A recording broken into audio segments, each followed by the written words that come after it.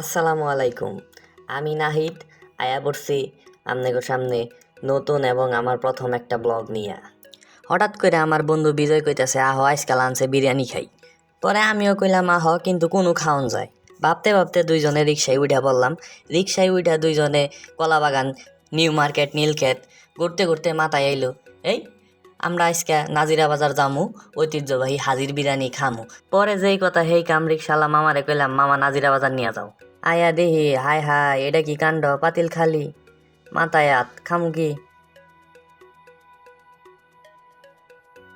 পরে মামা কইলো না না মামা চিন্তা করেন না, খাবার পাবেন, আছে আরো দিতাছি ব্যবস্থা করে।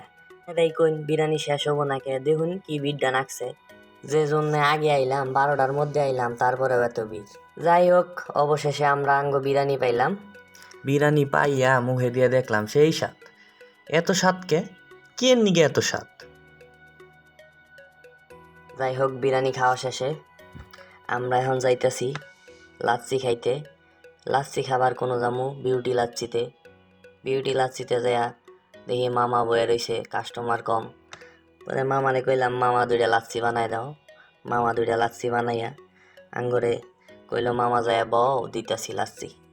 পরে যাই হোক আমরা যাইয়া বইলাম, মামা লাচ্ছি পাঠাই দিল। পরে ভাবলাম একটু নাড়াচাড়া দিয়া নেই। যাই হোক গরমের মধ্যে পরে লাচ্ছি খাইয়া একটু ঠান্ডা হয়ে গেলাম। যাই হোক আজকের মতো আমার ভিডিও এই পর্যন্তই। ধন্যবাদ আপনাকে সবাইরে পর্যন্ত দেখার জন্য।